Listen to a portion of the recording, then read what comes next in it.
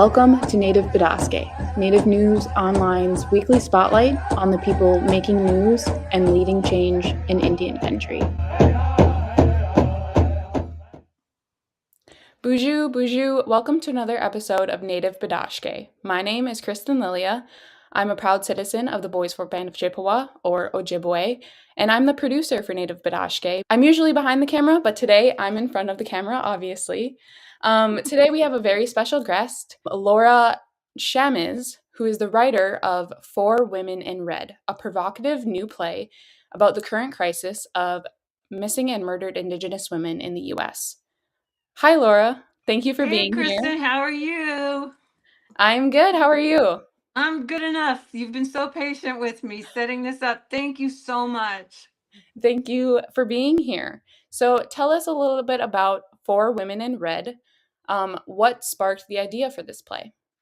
Well, I was in 2020 during the height of the pandemic. I was part of a group of Indigenous writers sponsored by Native Voices at the Autry, which is the #1 equity-led professional theater in the United States to develop new work by Native American Indigenous writers. And so I really, it meant a lot to me that they ran a Native writers room for us. And so they connected us even when we couldn't go places. And I used to show up at those meetings and want to cry because just to see so many people, it was so wonderful. So near the end of 2020, they announced that they were going to have their annual short play festival. Even though it was COVID, they were going to still go ahead with it and do it virtually. So I thought, well, if there's any theater company right now that I want to support in this country, it's Native Voices at the Autry. So I just decided in 2020 that towards the end of the year, that I wanted to write a short play. And what did I care the most about right then, right now, and still do, was missing and murdered Indigenous women. So I wrote a 10-minute version of it and I submitted it. And every time you submit, you don't know if you're going to get picked or not, but I was so thrilled they picked it and they did it virtually. And there were some really great plays that they did virtually from other writers too. And I think a lot of those writers got commissions because it was virtual, people from all over the world could watch it. But someone I knew back east saw mine and said, Laura, if you can expand that play, I'll program it. He runs a virtual theater back east. He said, I'll program it if you can expand it. And so, I really had to think about that because this is such a tough topic. And and I really wanted to see, well, can I do that? Am I a good enough writer to do that? What would I do that way? And Diane Glancy was the first dramaturg, Cherokee writer. She's such a fantastic writer. And she was the first dramaturg at that time in 2020 on the short play part. And she said to me at one point when we were rehearsing it, she said, Laura, what were these women doing before they got to this, your 10-minute play? And so that always stuck with me. So when Transformation Theater back east, Carl Randolph asked me, do you think you can expand it? That's what I thought to myself. I thought, okay, what were they doing before this scene that I wrote?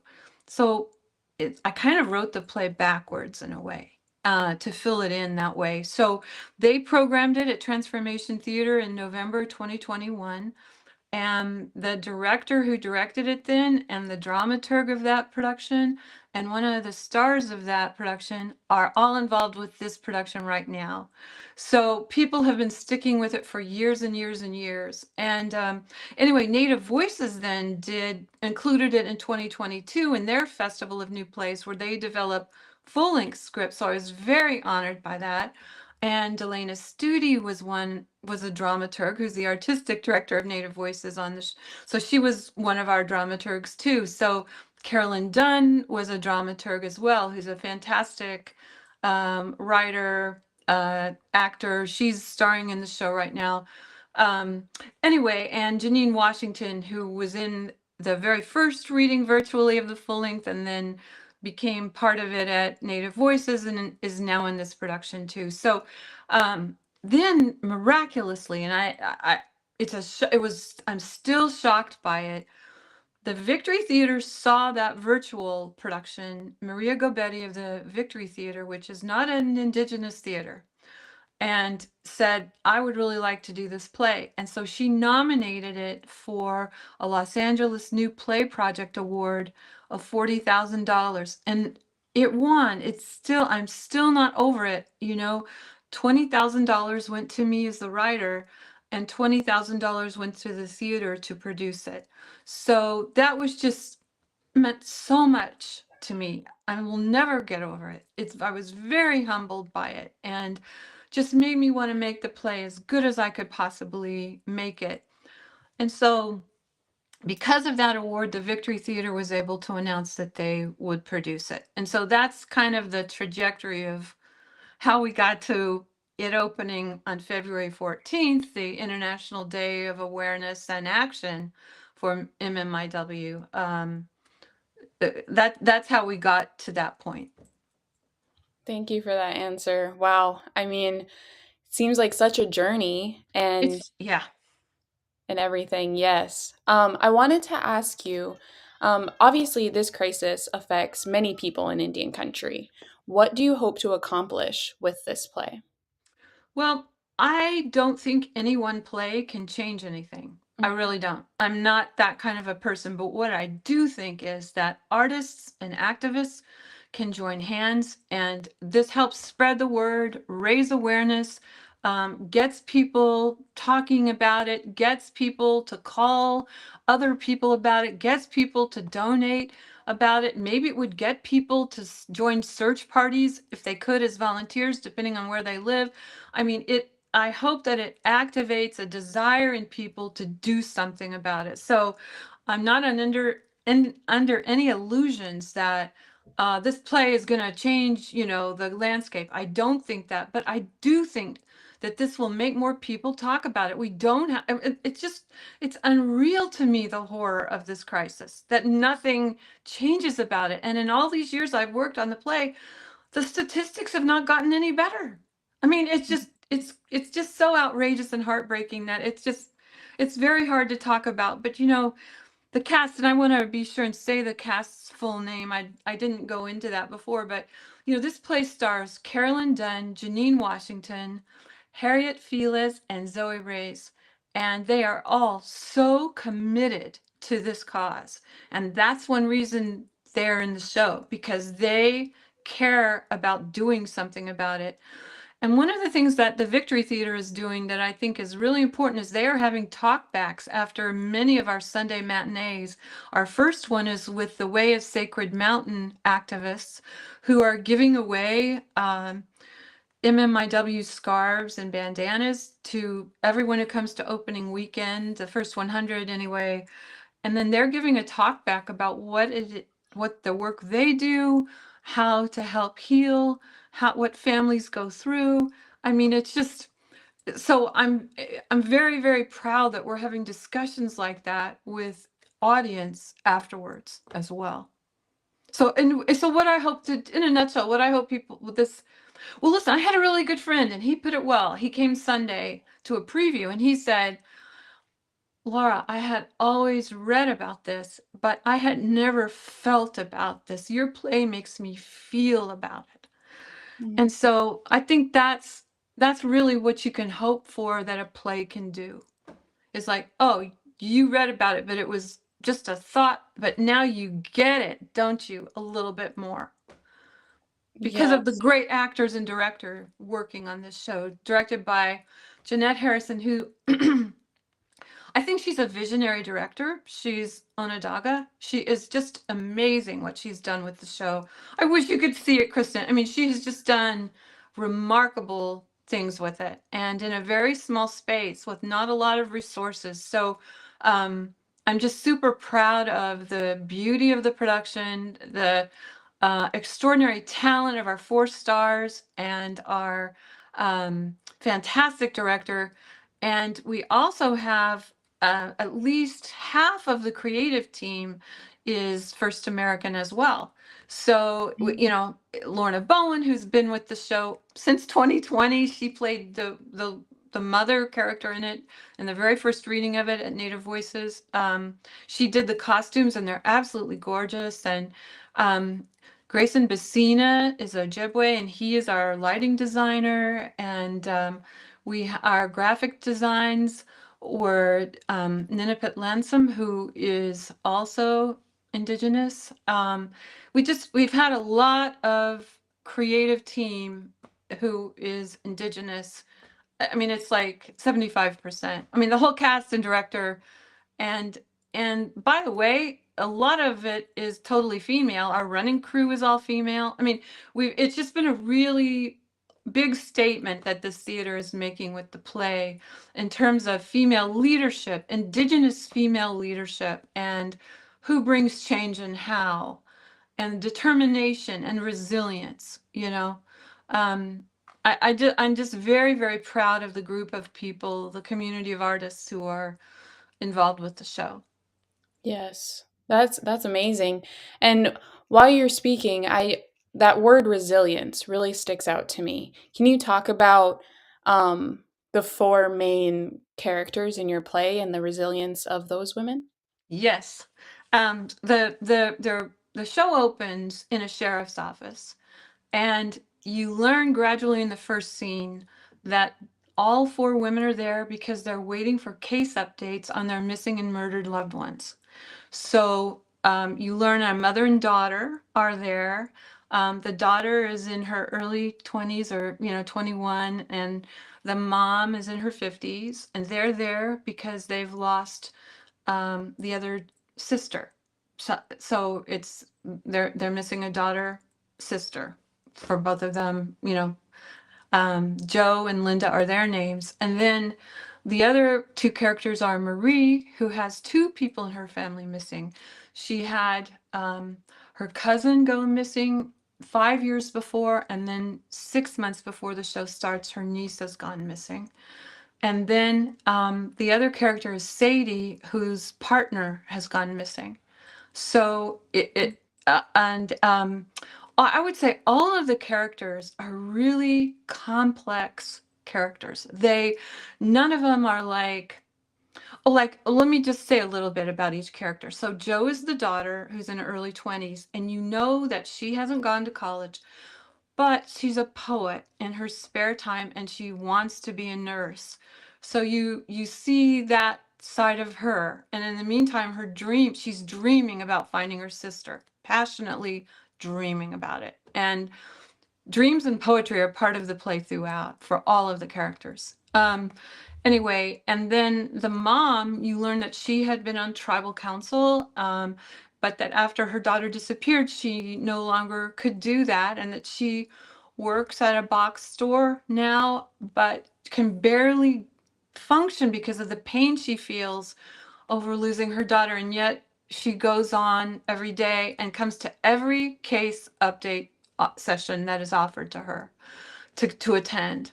And the other character, Marie, has just started a podcast, but she's a nurse. And so you see her like every spare moment practically is trying to do something to find her missing relatives. And then Sadie, played by Zoe Reyes, she is a waitress when it starts out, but she goes and gets a job in a meat packing plant just to make more money so she can afford a billboard to try and find, or, to put resources into trying to find her missing partner. So they're really complex, strong. Resilience to me means not that you walk around, and no one has said this to me, but I think some people who hear the word resilience as some sort of euphemism for, oh, you'll get over it or whatever. No, these women are not over it, but they're going on, and they're still keeping on it. They're still really strongly pursuing justice. They want justice. And so that's what I think is so extraordinary in the performances, is that you see that even though they're clearly in so much pain, they're never going to get over these losses, they are still going forward and trying to bring change and justice. Wow. Yeah, I got chills while you were talking about the characters. Oh. Yeah, I think just hearing you speak about it, it probably resonates and it probably people can relate to these feelings, especially in Indian country and all over the world. What kind of response have you gotten from non-natives that's seen some of your work? Well, I would say that the non-native response has been really, really interesting and gratifying for me because the non-native response has ranged from, "Oh, I never heard about this before," which is like, really? But anyway, "I've never heard about this. This is just terrible," to like I shared a friend of mine what he said about it. Like, I always heard about this, but now I really feel it. This is Yeah. just so strong.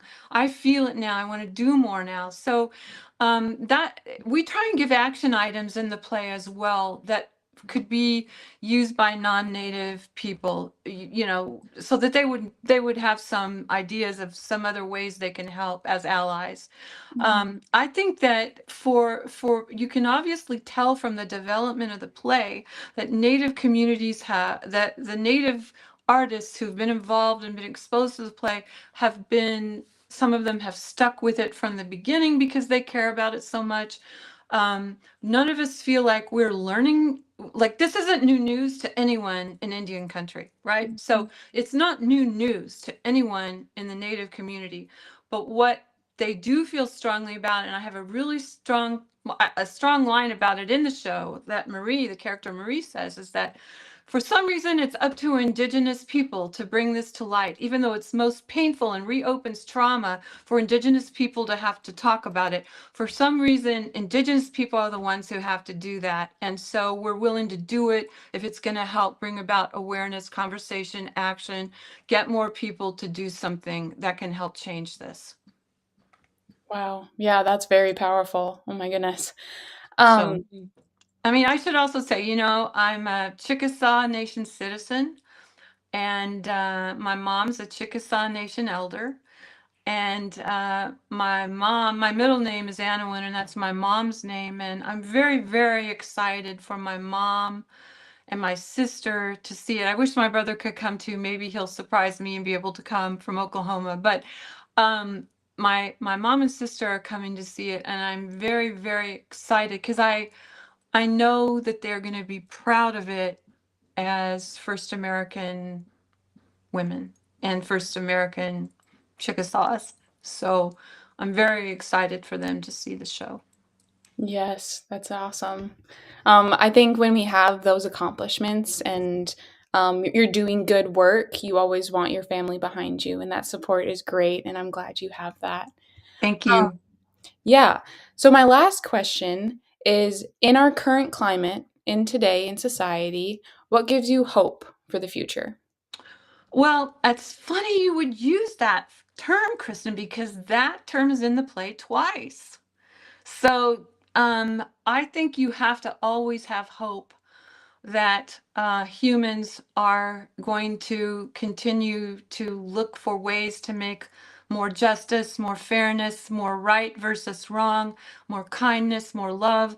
I mean, I think we have to just know that at some level that is part of the human continuum on the planet, you know. And so I think in all seriousness, this is a play about resisting oppression for hundreds of years, really. I mean, you know, and that's what it represents to me. Yeah. And so the fact that this show is being produced right now is really hopeful for me as a Chickasaw citizen. It's really hopeful for me because if this play can be produced right now with what's going on in the United States right now, then I think that shows some strength. And I theatrically, I mean, you know. And so Mhm. that gives me a lot of hope. But I think the idea that what always will give me hope is that we can have a chance to make things better. We don't always know how we're going to make things better and what way the opportunity will come to us to make things better, but that's what I'm always looking for, is to, how can we come together and make something better? What are the ways to do it? And I think that this community, and one of the actors called us a family on stage during our first audience discussion on Sunday. And I think that's a really, really good way to put it. Most theaters, when you put on a show, most casts and crew and everybody, when you're having a good situation, you get bonded, and so you do feel like a family. But I think it feels bigger than that to all of us because of the importance of the topic and how all of our hearts have been broken by the topic. And I would just say that the Victory Theater, I feel I really need to give them props as allies, because they are the first theater in Los Angeles to produce a play developed by Native voices. In all of Los Angeles theater history, they're a non-Native theater. They're producing a play developed through Native voices. And it's just kind of shocking to me that they're the first theater to do that. Native Voices has been around for 30 years. So, I mean, we need more theaters to do that. And one of the actors said very recently that, we all hear land acknowledgements, and land acknowledgements are printed in programs, and they're said, and some of us have different feelings about whether they're purely performative or what they really represent these days. But doing this play at a theater that's a non-Native theater is like doing a land acknowledgement in action. And Mm. I really appreciated that she put it that way. And it, wasn't my idea, and I don't want to say whose idea it was if they may not want to be quoted, but it's true. And we need more theaters to do that so that we have more Native voices artistically, circulating. We need it. Yes, I agree for sure. Speaking of action, why don't you plug the shows here? You're starting it on February 14th, is that correct? Yes, well, let me just say, I am someone who was evacuated from the Palisades fire. I mean, Kristen knows this. This is not my house I'm sitting in. We're still evacuated, and because we were evacuated, not just me, 5 or 6 people in the show were evacuated. So Oh we wow. postponed it for a month because, I mean, people couldn't even. I still can't live at home. Many people couldn't live at home, so we had to wait till people could get in better situations. So we postponed it, and it happens now that we're opening on, the International Day of Action and Awareness, and Women's March is February 14th. So I really like how the timing of that worked out for the show. And the play runs at the Victory Theater in Burbank. You can go to Victory Theater Center, and it's, Victory, THEATRE center.org, and see how long we run and when the performances are. But basically, we're running on weekends till March 23rd. And every Sunday, probably not our closing Sunday, but every Sunday we're having talkbacks that are interesting. I mean, I'm only doing one talkback, and I already did it. And so we have other speakers that are coming in, and I urge you to look at the website if you're listening to this and you can be in the LA area during that time. Try and see if you can come on one of those Sundays, because we've got a really great series of talkbacks happening. So that's really when the show is. It's happening right now, opening on the International Day of Action and Awareness for MMIW, and we're having 18 performances. Wow, that's awesome. Anything else that you want to say, Laura? Closing Yeah, thoughts? yeah, just that I'm a huge fan of Native News Online. I look at it, read it all the time, and so it means a whole lot to me to be on this. I really appreciate it. I'm very honored to be on here with you talking about it, and I love Native News Online. Thank you. Yeah. I recently became a fan of your work as well, so Oh, well, love, love, love, love, love, love, back yeah, and we forth. need to support each other for sure. That Exactly. collaboration is key. It is. So, well, thank you so much for these kind questions, and for putting up with me unable to log in correctly the first time and everything else. No, thank you for being here. And to our viewers, thank you for tuning in. We'll see you next week on another episode of Native Bidaské. Chimi Wedge.